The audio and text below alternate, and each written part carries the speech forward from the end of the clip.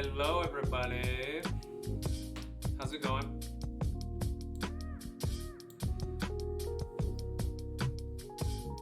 Happy Wednesday to you.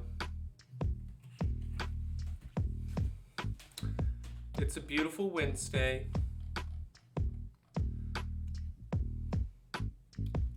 Good afternoon, Jack, Ando Bear, Benny, and that guy who stinks.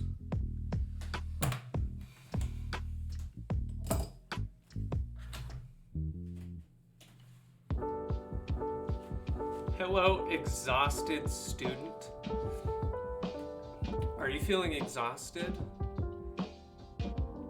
Hello, BJ Reiner, Belka. Happy Wednesday, everybody.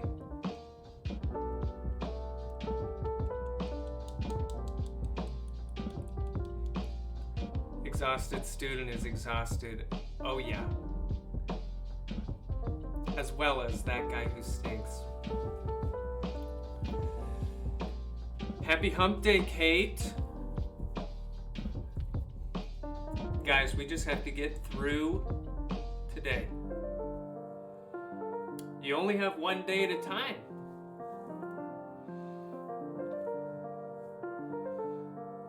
Hello, Nookus.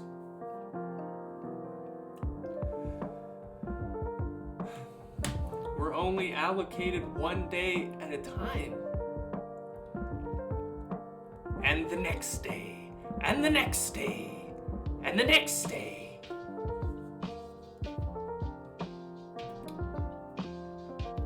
That's my, what's the crab's name in SpongeBob? Hello, Casper. Something's gotta give. Yeah, I hear you. Mr. Krabs! And the next day. And the next day. Eugene Krabs. Morning, D Stratus. Does that stand for Dodge Stratus?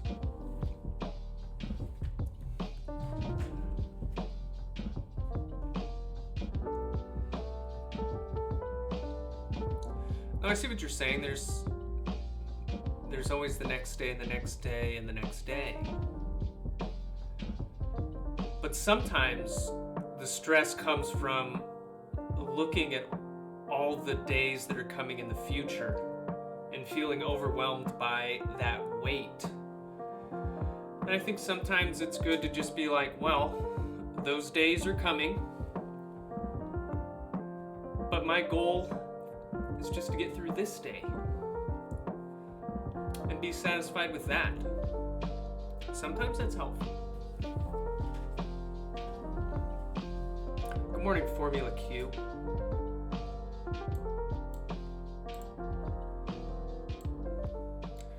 We have a little different format for the notes today. No, it's just my first name and the Stratus from Gundam 00. Okay, respect. Respect.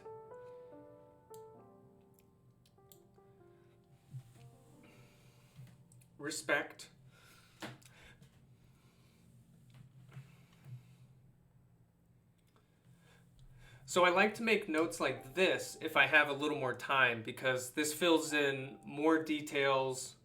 Usually by the end, it's a little more clean, a little less scattered.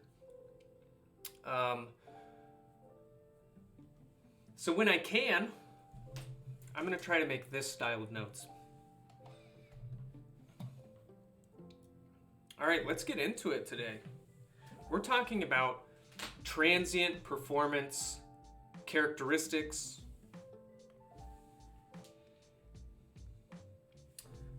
So let's get into this. So as we know, the goal of a feedback control system is to make a system follow a reference trajectory.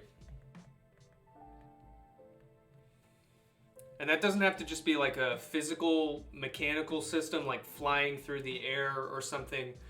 It can be any measurable quantity that you're tracking over time, and you want it to follow a specific path in time, whatever that quantity is. All right, but what does it mean to follow a reference trajectory? We have to be specific about that. Something that's going to help us be specific about what we mean by following. Could I use a different pen color? Wait, do you mean different from black? Or do you mean the pink ones that I've been using?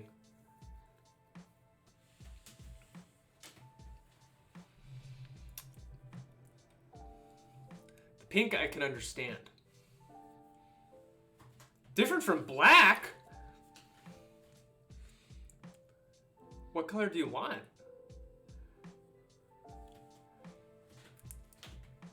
Because the notes are in black? Oh, I see what you mean. Oh, you guys like the pink? All right, let's do that. I respect that. You know what? I'm even gonna do this. Okay, let's do this. All right, we're doing pink. Okay, so we need to be specific about what we mean by following a reference trajectory, and so these performance specifications are going to help us.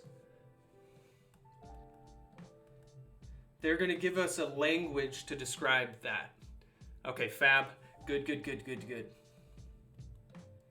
Specifications.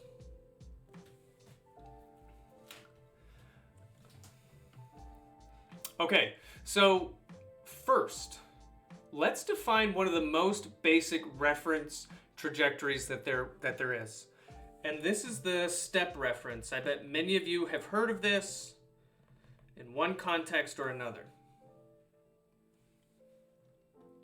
So all a step reference is, it's an instantaneous transition from 0 to some constant value.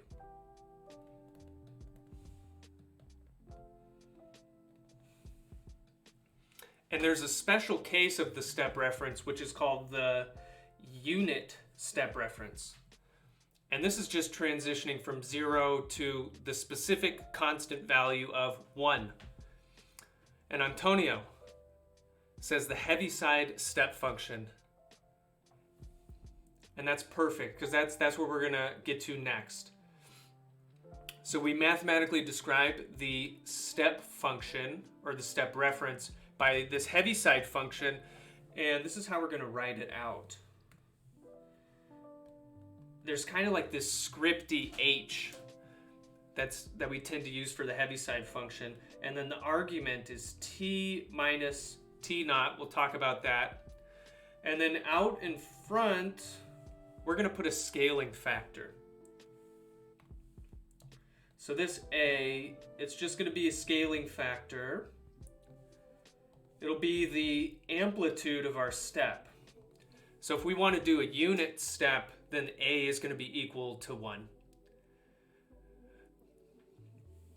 All right, now this scripty h, like I said, that indicates the Heaviside function, and t naught is the switching time.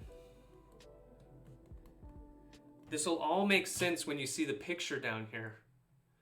This is what it looks like.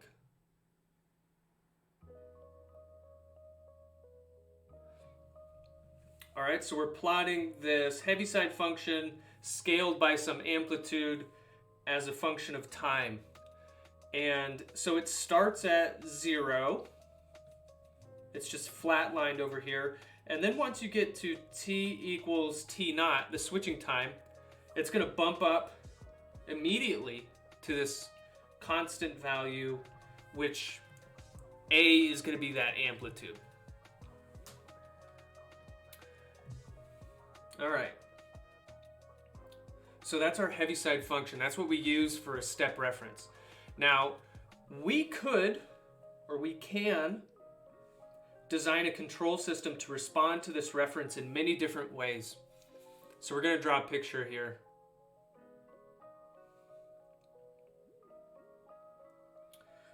All right.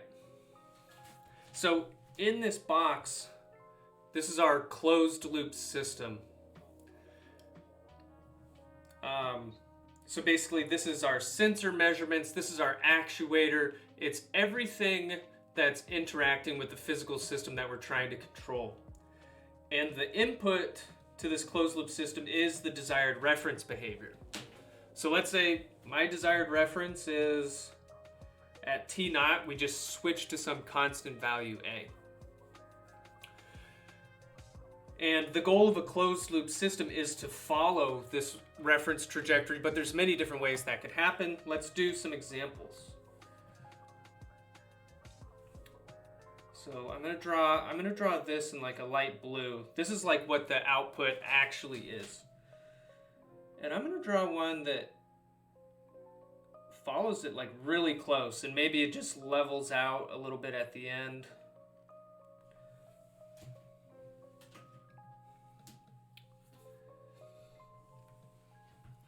All right. And you might say, hey, that looks pretty good. It follows it pretty closely. But think about this, like, what if you're in an aircraft and what we're trying to control here is like the altitude or something. And we provide a step reference to the control system. I want to increase my altitude by 100 feet. If I have an abrupt step reference command like this and my control system responds to it kind of instantaneously, that might be uncomfortable if you're a passenger.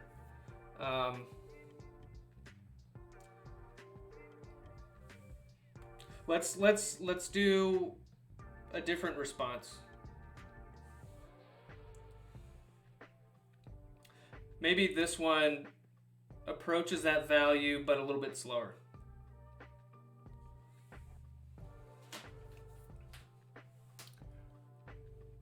Another possibility, let's just draw one more. We start at 0, and then we actually overshoot a little bit. Then we come back and undershoot, and then we gradually settle in there. And this is just supposed to illustrate that when we say the control system is going to follow this trajectory, when you actually get into specifying what that means, there's many different possibilities. And sometimes it can be frustrating to be like, well, I just want it to follow it. But remember, we're talking to computers here. They take everything literally, and you need to explicitly be programming what this means to follow. And up in this case here, you know how I said we have this abrupt step reference and the control system follows it very nicely. But then I threw a wrench in it and I said, well, maybe you don't want to follow the reference like totally nicely in every situation. Well, like, why don't we have a different reference command in the first place? Like, why don't you specify the reference to be what you actually want the system to do? And that gets a little tricky too. Because you can never exactly follow a reference command, there's always going to be some lag in there. And what's the difference between the pink and the blue again? The pink is the reference signal that I'm providing to the control system. It's kind of the template of, I want the system to follow this pink line. Then the blue is what actually happens.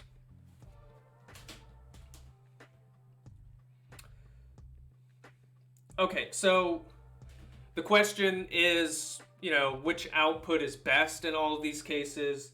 And so really, I would argue it depends on the situation. It depends on the application.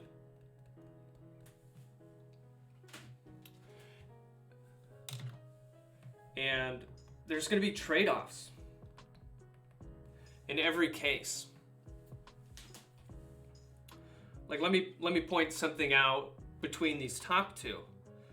I guarantee you that this top response, which is a little faster, is going to require more energy, more actuation energy. It's going to require more power, and it's going to cost more to run over time. So someone might say, like, okay, let's back off that settling time a little bit. So there's trade-offs. Okay.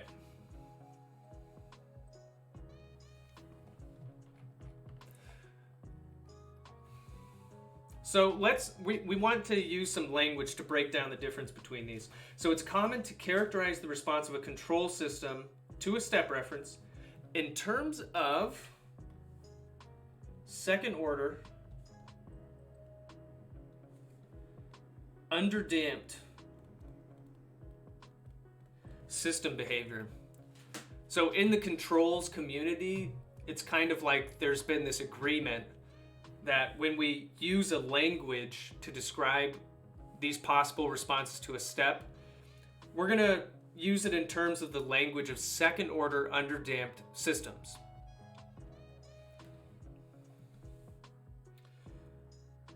So here I'm going to show you a second order system. This is a differential equation. This is in the continuous time domain. This is second order because the highest derivative is the second derivative. You see some different symbols in here. Let's define what they are. This squiggly pattern that I'll probably draw a little bit different every time.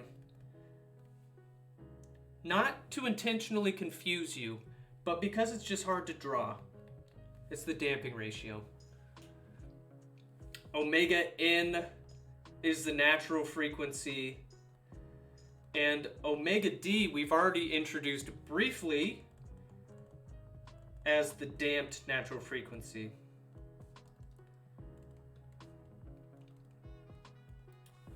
So what does it mean for this to be an underdamped second order system? That refers to the damping ratio, and it has to be somewhere between 0 and 1.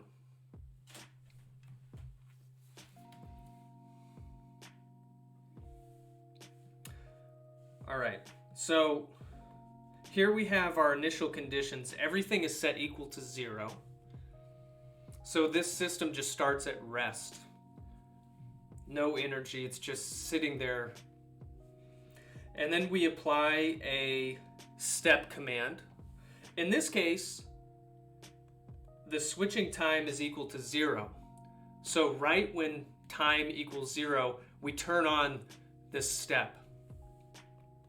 And this is just going to be the amplitude of this step.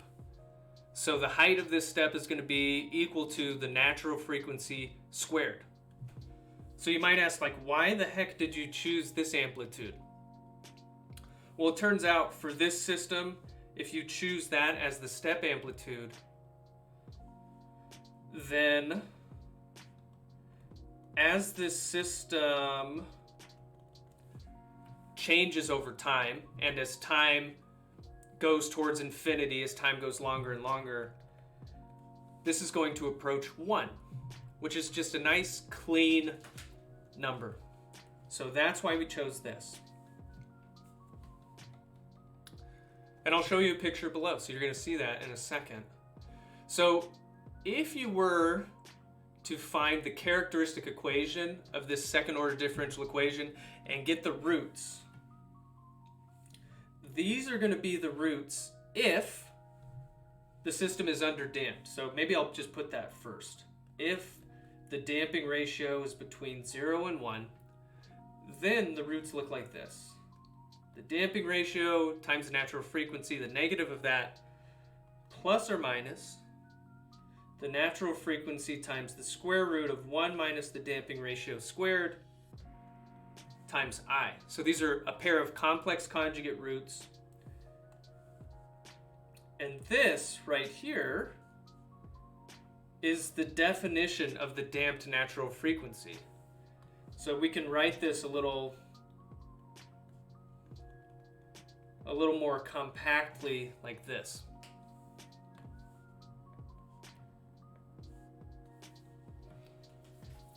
Okay. We're not going to go through the gruesome details of solving this differential equation. I'm just going to tell you what the solution is. It looks like this. So you have some exponential times a cosine term plus a sine term. So it's a decaying exponential function. And so the plot generally looks like this.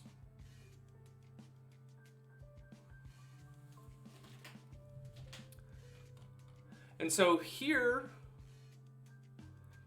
you see some of the shapes that I was drawing earlier. Like when your control system is responding to a step input, maybe it overshoots that set point, and then it goes under, and then it goes over, and then it kind of comes back.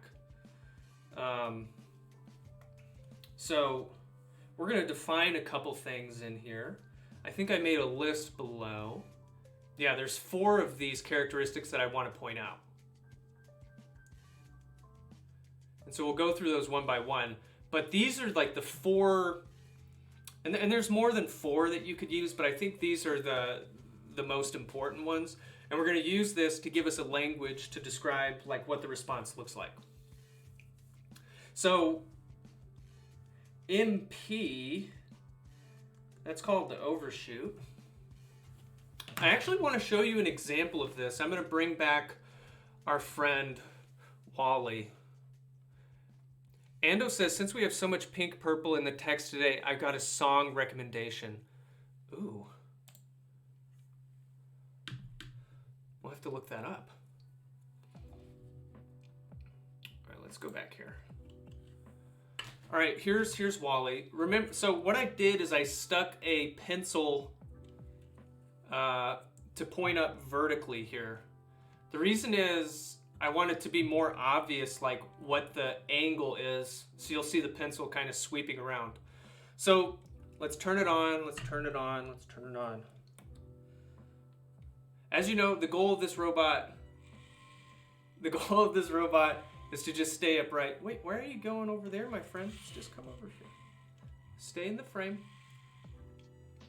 Okay, so I think this is, okay, we'll just move the camera. That's better. So the goal is to keep this vertical, right? Now watch when I perturb this. Look at the top of the pencil. Wally will never be free. Well, he's a robot. He's getting what he deserves, right? So, notice there's oscillations in this response. I go to one side, and you can see it kind of boom, boom, boom, boom, boom. It's oscillating. It doesn't go straight to 0. The robots will remember you said that. I know they're recording everything, so whatever. I'm gonna be a fighter. Okay, so let's go back, maybe, no, here.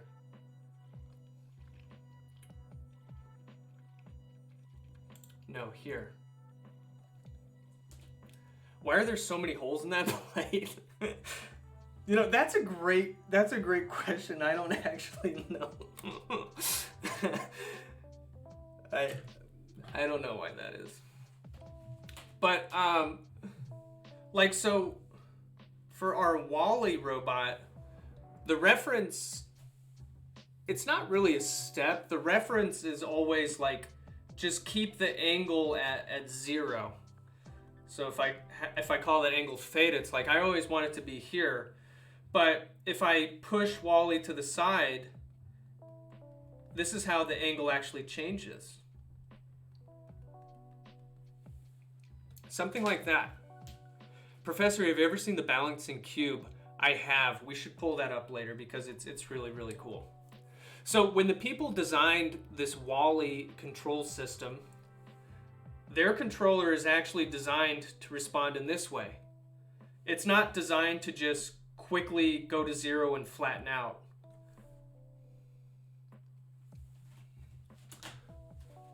So one way that we quantify how much it does that, it's the overshoot. So maybe we'll do that first.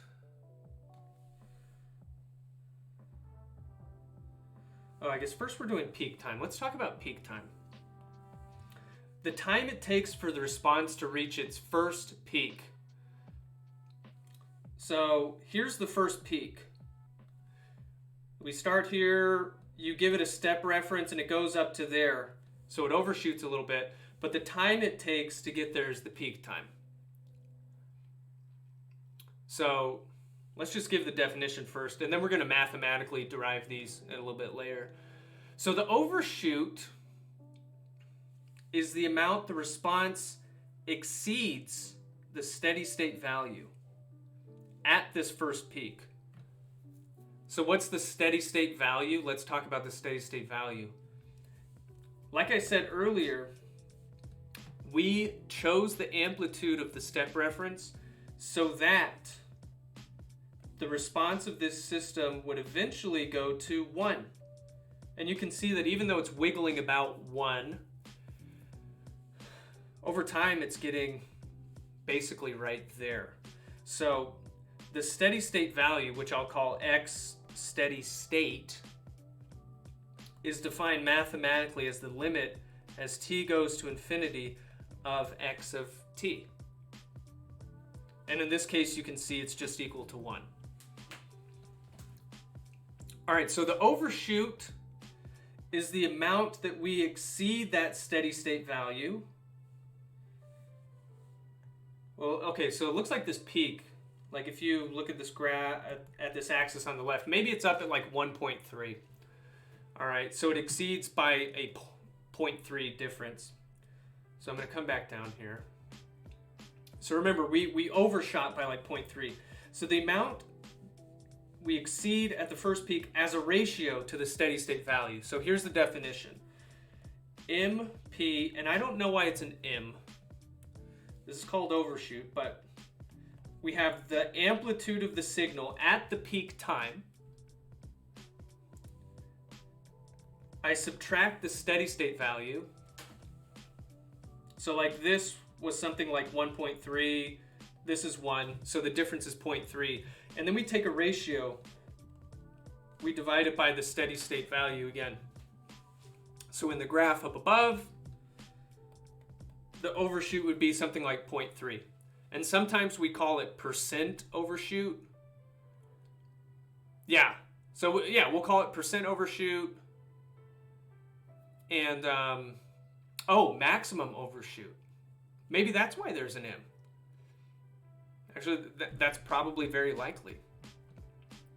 So sometimes we just call this percent overshoot, and so this would be 30%. It went 30% above the steady state. Okay. Let's talk about rise time. There's different definitions of rise time. We're going to use 0 to 100%. So that means it's the time it takes for the response to pass through the steady state amplitude for the first time. This makes more sense if you just look at the picture. So here they've labeled the 10% to 90% rise time on this figure. So what that means is here is the time where the signal is it's at 10% of the steady state value, and then here's where it's gotten to 90% of the steady state value. And so the 10 to 90% rise time is just the time it takes to go from 10% up to 90%. But I think it's more common to use the 0 to 100%. So we're gonna actually use this time. 0 to 100%. We're not satisfied with 90%, okay?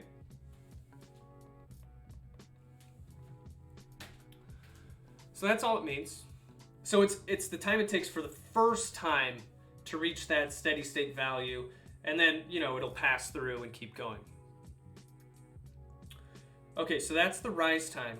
The settling time, we're going to use the plus or minus 2% settling time. There's different conventions for different industries, but this is a popular one. So this is the time it takes for the envelope function to settle within plus or minus 2% of the steady state amplitude. So now I gotta define this envelope function here. Actually, I think we mentioned this before. Like, if you were to try to squeeze this signal in an envelope, you have the lower envelope. You could also draw an upper one. It'll be symmetrical. Oh, geez. Something like that.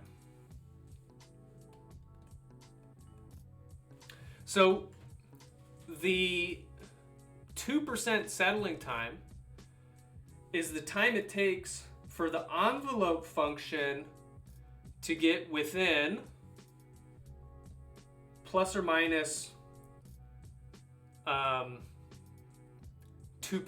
of the final value. So let's see, this amplitude right here, 0.98. This top dotted line should be 1.02. So once the envelope kind of squeezes in between these dotted lines, and we know it's never going to come back. What's the meaning of envelope? It's kind of, think of it like an envelope that you would use to put a letter in. And it's always annoying when the envelope isn't the right size and the letter doesn't fit. What do you do then? So think of the envelope function as the perfect envelope to contain these oscillations. It just fits perfectly. It contains it. And actually, later on in these notes, we'll write out the mathematical function for that lower envelope in this case. Okay, so the settling time is the time it takes for the envelope to get within that window.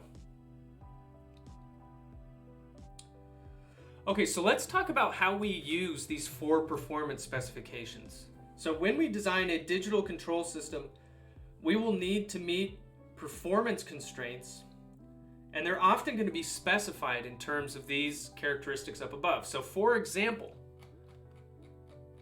like in this class, I'm going to have you design control systems that might have an overshoot, a maximum overshoot less than 30%, a rise time less than 2 seconds, and maybe a settling time less than 5 seconds. And on top of that, I might say, by the way, you're using a microcontroller, and yeah, it only grabs 50 samples per second. And I want you to make the closed loop system hit all of these performance constraints. Link gauge says the phase of the sine function can change, but the amplitude won't exceed the envelope function. Yeah, that's a great explanation.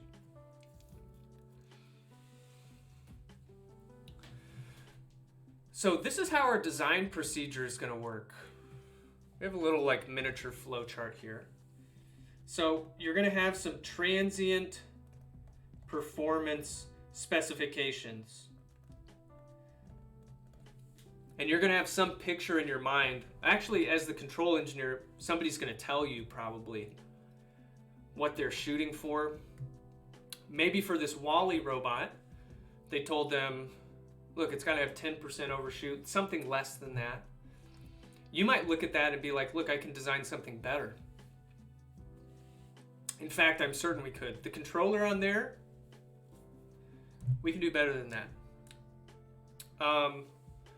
So you have those specifications, and then what we're going to do is we're going to find lambda c. So this represents the roots of a continuous system. That's why I put the c to meet the specifications. So basically it just means you conceive of a continuous system that can do this. And then the next step for digital controls, when you're using hardware, we have to convert to discrete roots. And we now know how to do that. Once you have continuous roots and you have your sampling period, which is capital T, this is the conversion between those roots. Oh, and for this first calculation set that you need to do, we know that for a second order system, the roots are a function of the damping ratio and the natural frequency. So it kind of goes like this. I have these performance specs. Okay, what do these specs mean in terms of natural frequency and damping ratio? Once I know those, then I know lambda c. Once I know lambda c and my hardware limitations, then I know lambda d. Okay, what do you do once you know your discrete time roots that meet these performance specifications? This is where we'll have a lot of fun. You're going to have to derive a control law, and it's going to be a difference equation. And it's going to look like this. It's going to be like my input, my control signal at step K is going to be equal to something. It's going to be like a function of my measurements at time steps prior. And we're going to talk about different control laws. And you're designing this to make the real life system behave as if it had roots lambda d. And so I'm just going to write that in short notation. Make the real life system behave like lambda d.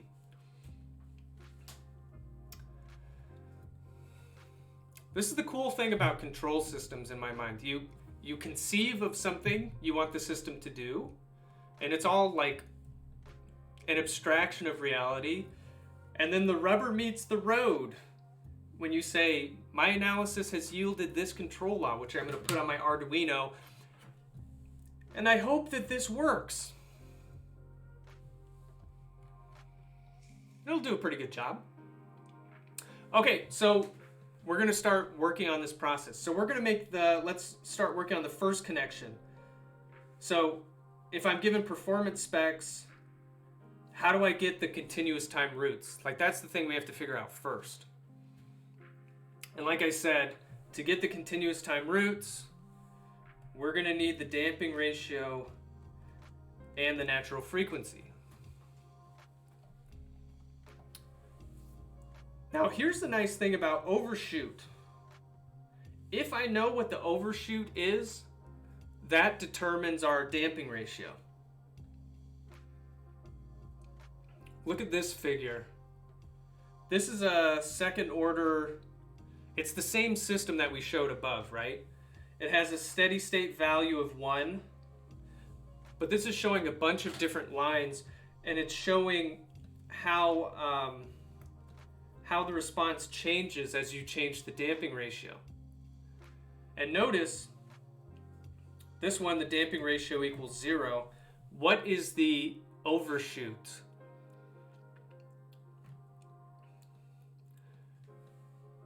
Answer in the chat. Would you bet your life on the answer that you give?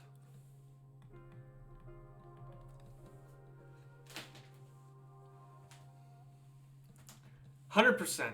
That's right. So if the overshoot is 100%, then I immediately know the damping ratio is 0. And this also implies that this is the maximum overshoot you can ever get for a stable system. This is the limit. We can only get 100%. We'll never do worse than that. Okay, and then if the damping ratio equals 1, which is the limit of a system being underdamped, if it's greater than 1, then you're no longer underdamped. What is the overshoot then?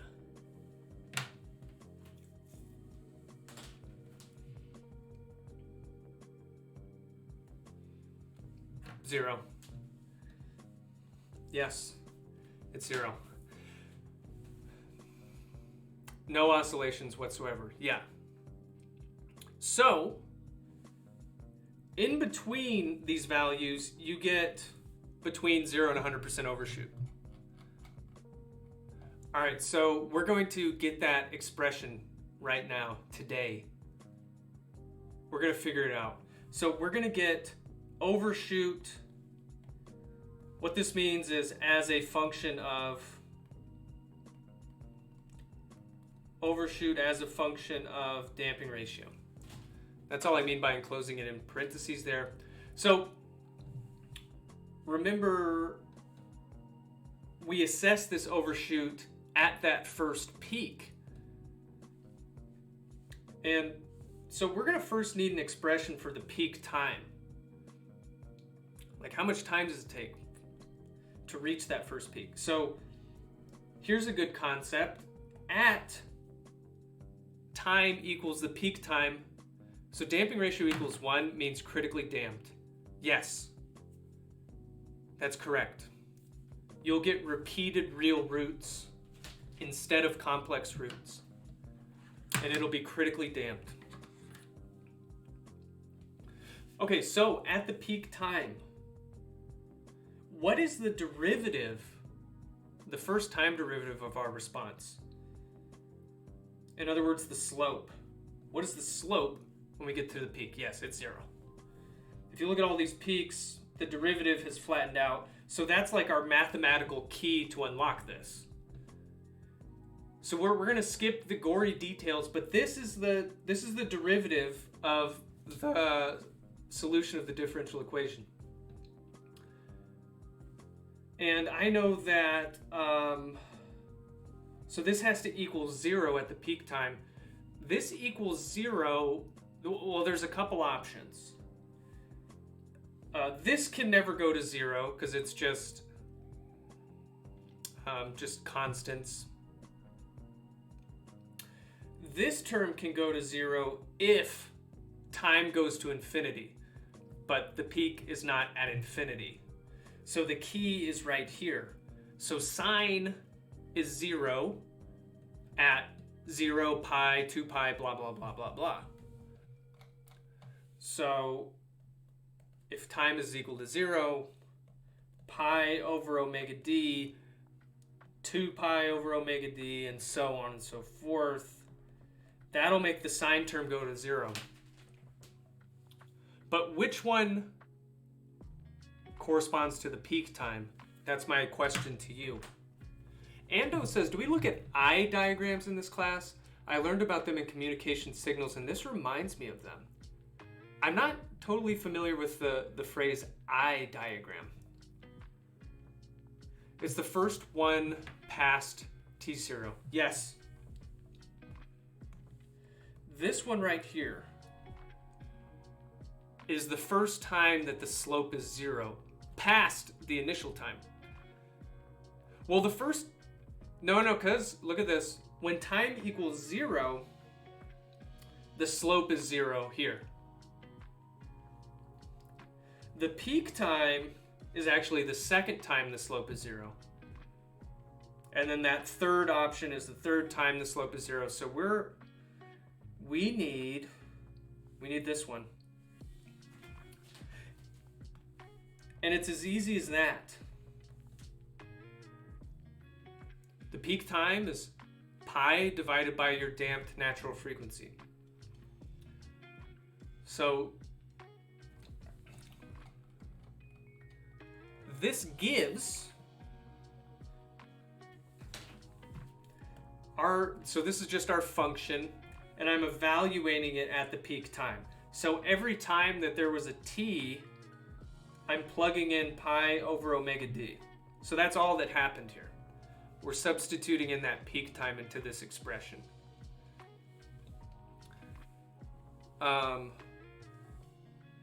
This, you'll notice the omega d's, they cancel. So this is cosine of pi, which is, it just evaluates to -1. This one, the omega d's cancel. It's going to be sine of pi. And so this term is just going to go to 0. And so what this gives us is our amplitude at the peak time is 1 plus e to the minus zeta pi over square root 1 minus zeta squared. And you might be asking yourself, wait, where did all of like this stuff come from? I used omega d is equal to omega n times the square root of 1 minus zeta squared. So you'll see that it simplifies to this.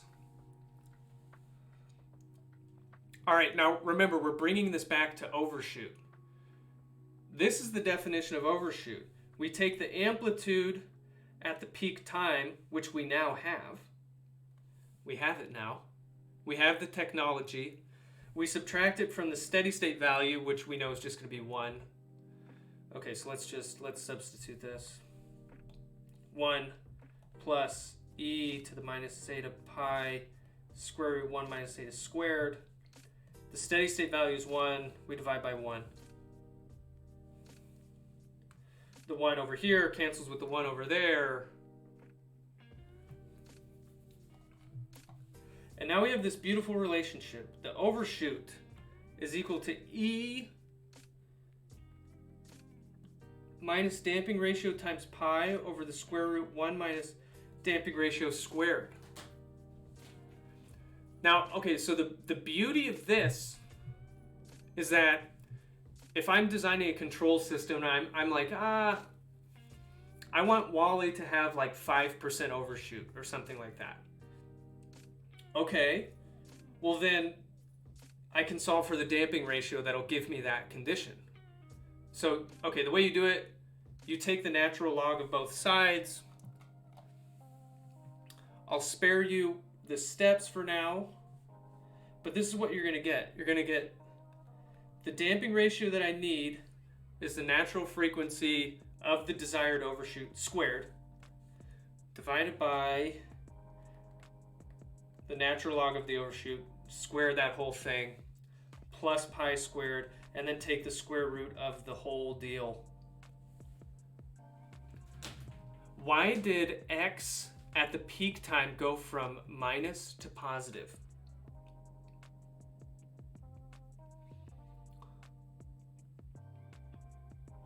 Let's look here. Oh, you mean like, you mean this versus this? Because this term right here is cosine of pi. So this has a -1, and then that multiplies with that, and it becomes positive.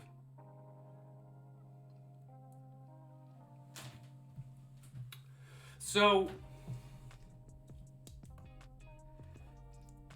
this is the most direct way of getting your damping ratio for your closed loop system, what you want. The overshoot. Oh, you made a mistake. Okay, no problem.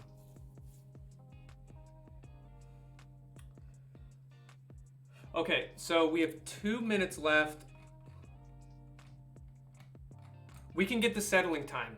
We're going to do settling time next. We have the time. So that's what we learned from the overshoot. What can we learn from settling time? Let's say I want Wally to settle to balanced. I don't know, it looked like it happened in about half a second, maybe a second or something.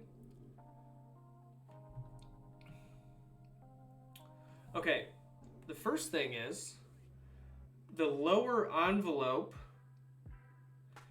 you can show that this function beautifully contains the oscillations here. So this is the perfect envelope function. All right, now the settling time definition tells us that once we settle, we're going to be within 2% of the final value. So the lower envelope is going to reach 0.98. So the lower envelope, this is 1 minus e to the minus zeta omega n. And I have to substitute in settling time here. Square root 1 minus zeta squared. So when the envelope function is 2% away, so this gives us e to the minus zeta omega n times the settling time is 0.02 times the square root of 1 minus zeta squared. So I just rearranged terms a little bit. And what I'm trying to do is solve for the settling time here. So I need to take the natural log of both sides.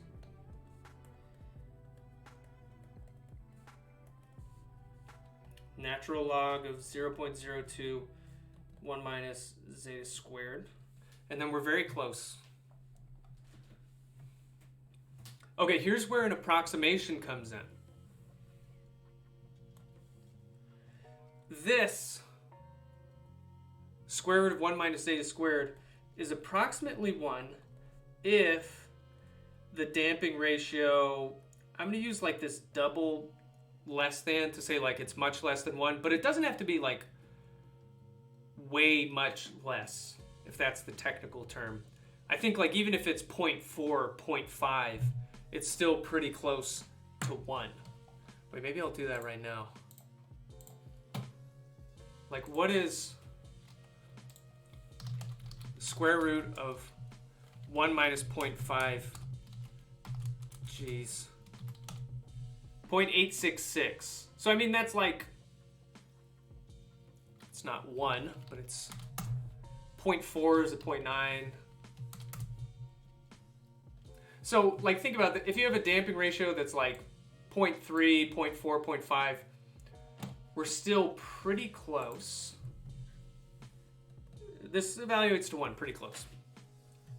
Not perfect. So then we're going to say this is approximately the natural log of 0.02. Assuming that this thing evaluated to 1. And this is approximately minus 4 if you take the natural log of 0.02. So this gives us this happy little formula. The settling time, plus or minus 2%, is approximately 4 divided by zeta times omega n.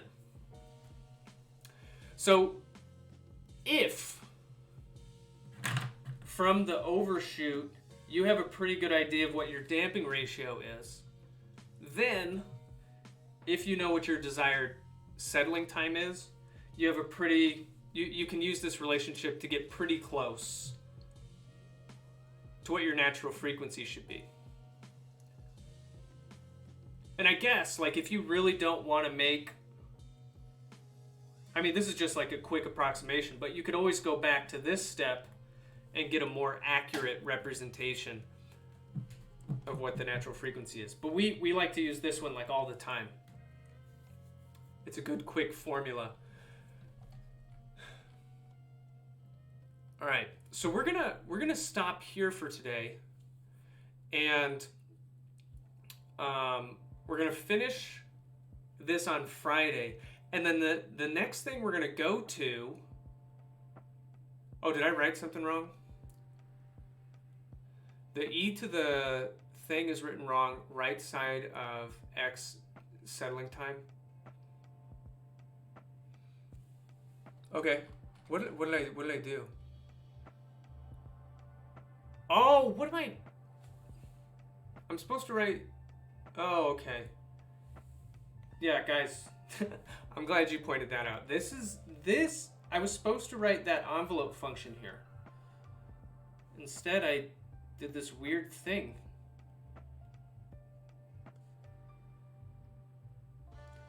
I'm supposed to divide this.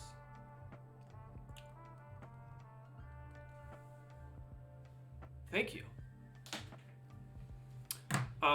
Brandon says, will this video be posted today? Yes. As soon as I end this stream, it'll be available on Twitch.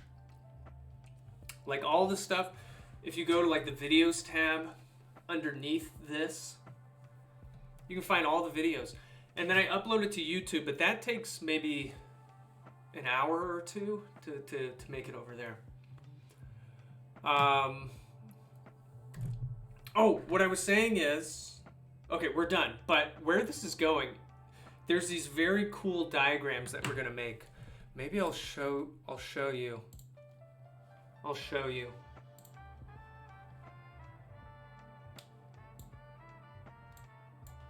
I'll move this out of the way.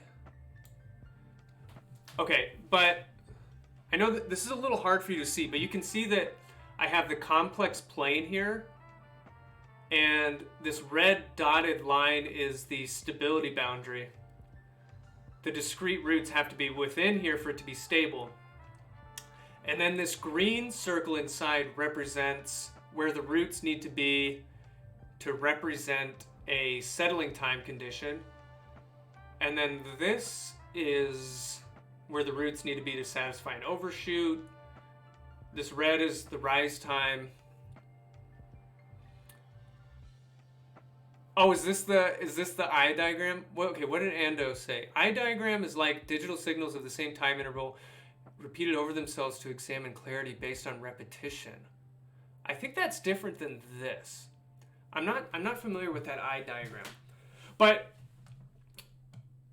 okay, the space in this diagram where all of the shapes overlap, that's the space that satisfies all the performance conditions at once. So you have to choose your discrete roots to like be in that space. And you can get cool shapes in here depending on the performance specs. But we're gonna build a code to make these cool looking diagrams. I know that does look like an eye, doesn't it?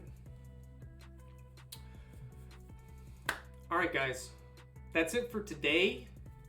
I'll see you on Friday. I'll put up a homework soon, and I think it'll be due Friday of next week.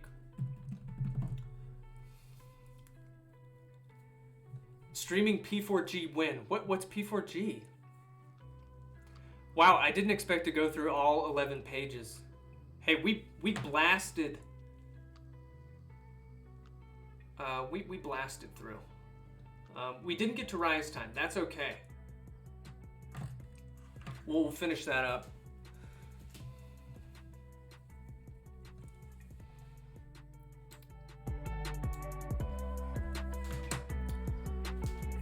Whew. Guys, we're halfway through hump day. Halfway through Wednesday. Your week is just, it's looking up.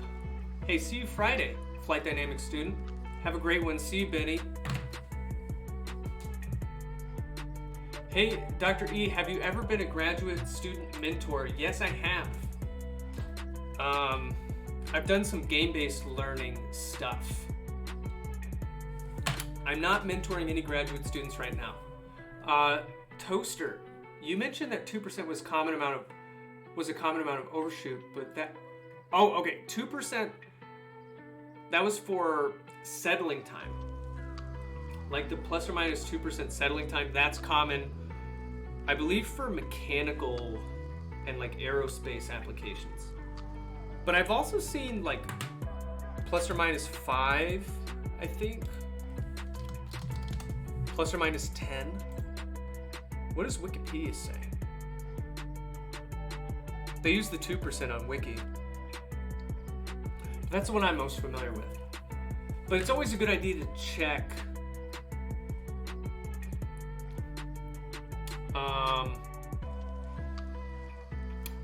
Woo! Game-based learning, says Kate. Yeah.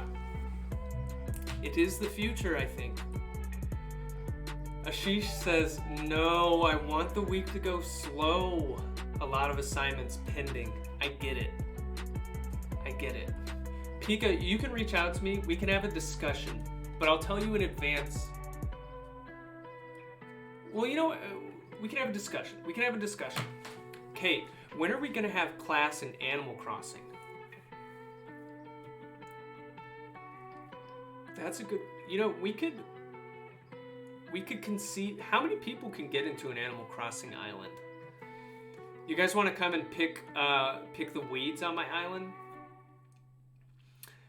Like I said, it's all tents right now. My island is not sophisticated. I can't even make a fishing rod, basically.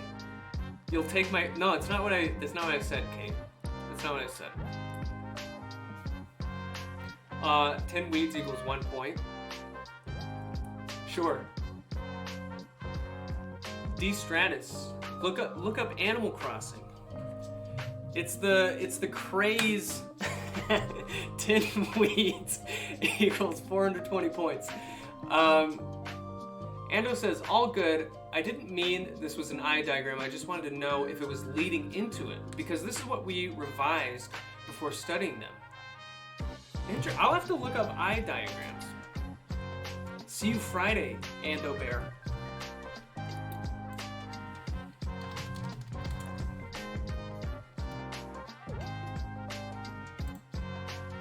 This is the eye diagram. This is what Ando Bear is talking about.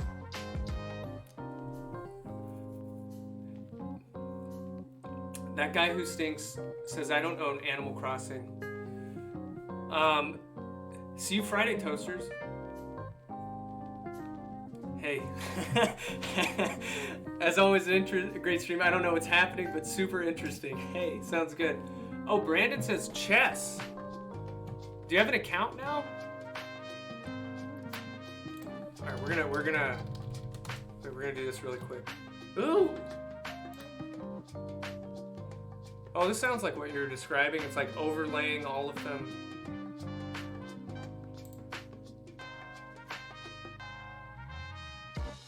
Interesting.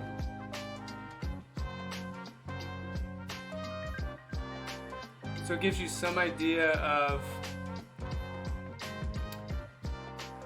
the variation in the signal. Where's this?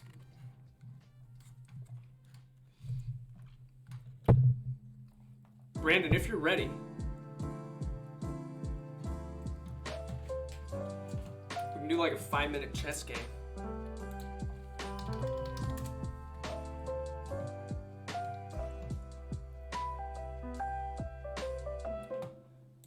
Play.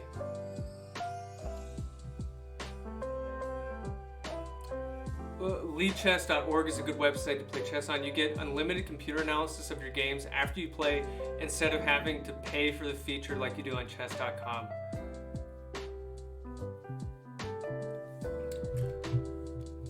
Yeah. That's true.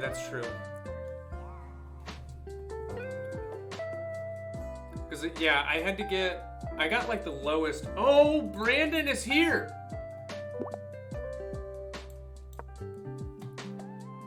You're gonna be destroyed.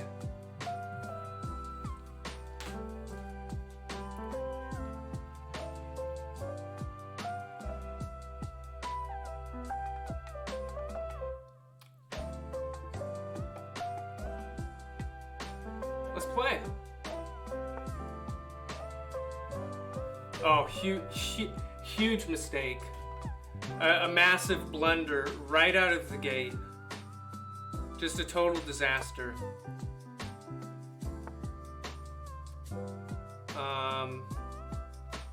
What should I do?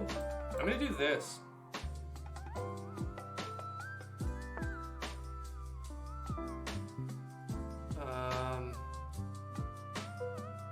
Maybe this? I don't know. Sicilian? Yeah, I don't know all all the I don't know the lingo yet. I'm trying to learn, but all right, let's develop this night.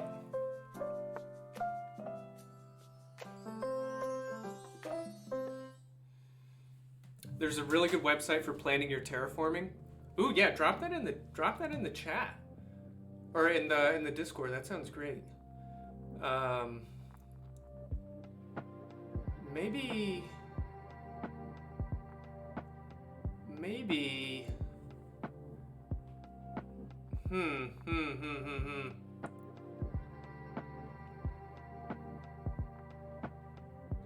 What do I do next? All right, we're just gonna go. No, that is bad. We're gonna go here.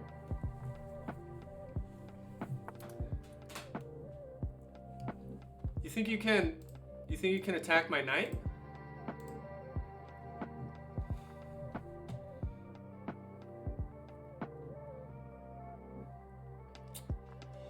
Okay. Sure. Just castle. Sicilian can get pretty scary pretty fast. Wait, who played the Sicilian? Did he play it or did I play it?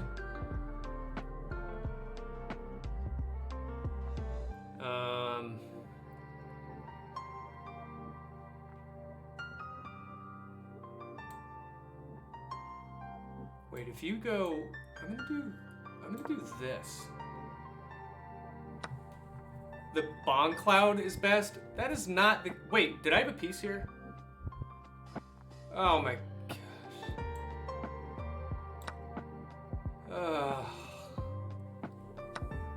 No! Okay. Okay. That's reasonable.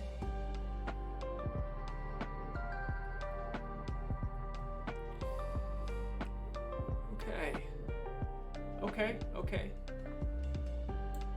Let's go here.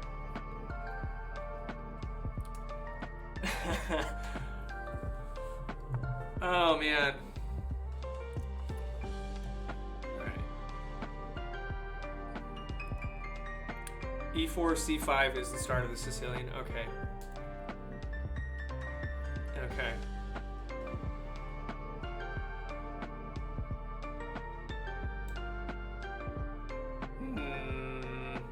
Let's do that. Big center here. Man, I only have 2 minutes on the clock. This is just brutal. Watch this though.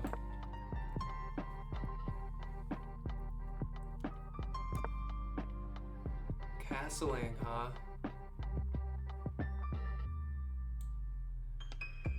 Now you're feeling the pressure.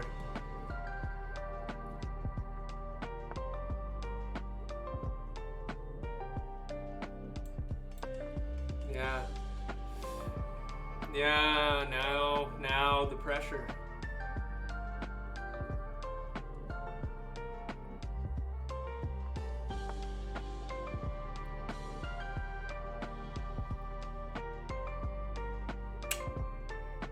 Do I want to do that?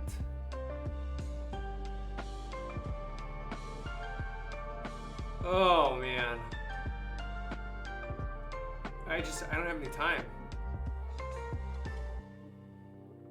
Hello, not prof. Let's just come back for now.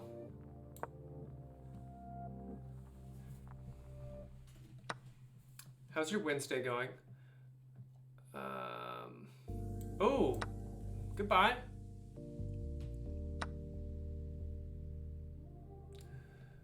What did you just take?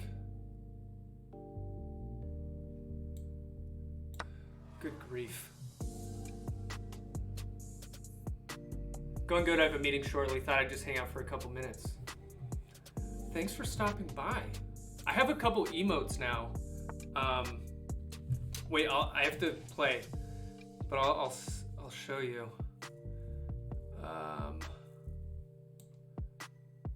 Oh, now you're dead. Oh no.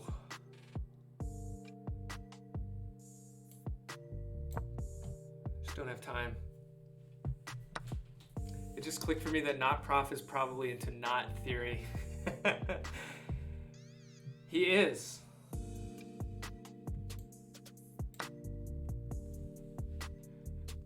Wait, knot theory is not math?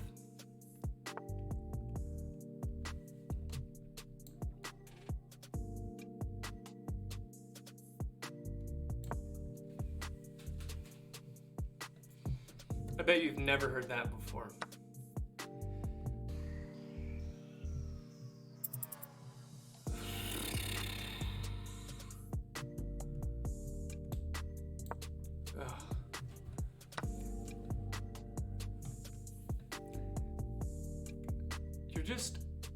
You're causing problems for me. Okay, I just gotta go. I gotta go.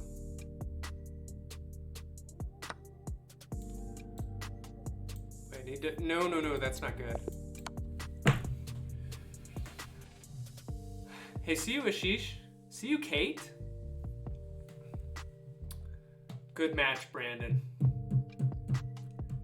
Good match. Wait, let's look at the analysis really quick. GG.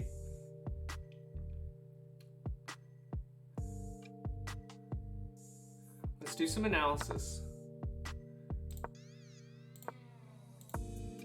Okay, so up until this point, it's looking pretty good. Ooh, your best move was to take.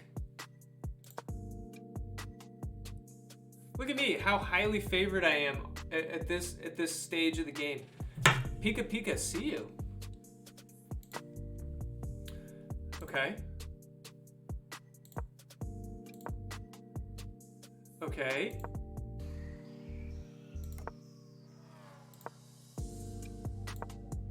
Oh no. Wait, what? Oh, because I left my bishop hanging. Yeah, I was totally blind to that. Okay. And then I did the reveal on this. And then things just started falling apart.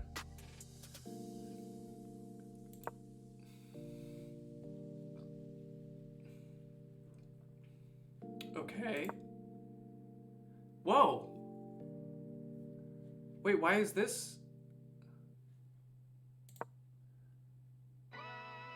Oh, because if I moved here, I would have forked the king and the bishop. Yeah, we had some dramatic swings here. Okay, and then this was just a total disaster, right?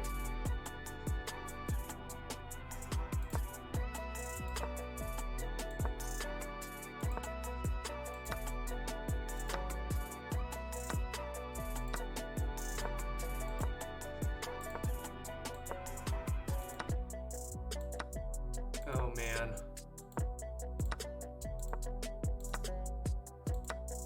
Yeah, and then it was just GG. Blunder apiece. Thanks for the game. Thank you for the game. Gotta keep practicing. Hey, see you, that guy who stinks. Oh yeah, so I have some emotes. So I have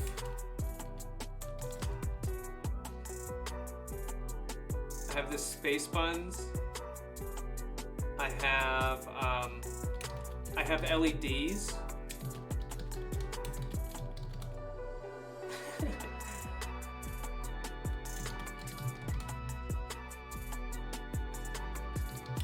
I have this. Wait, I think it's.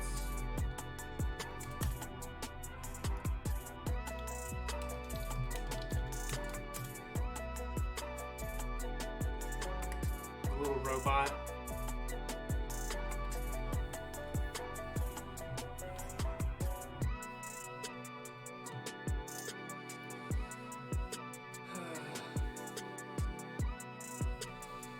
All right, I'm gonna sign off. I'm gonna get some food. Oh yeah, there's a pog. Well, that was a...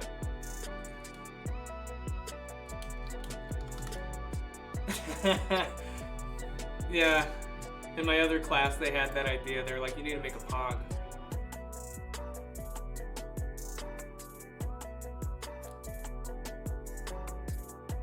Pog champ.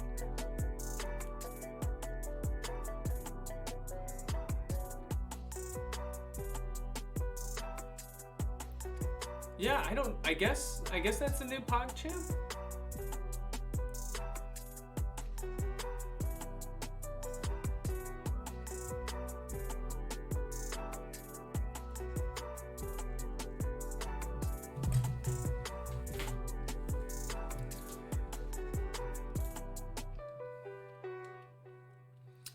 All right, I'm gonna eat some lunch. See you, everybody. See you, not prof.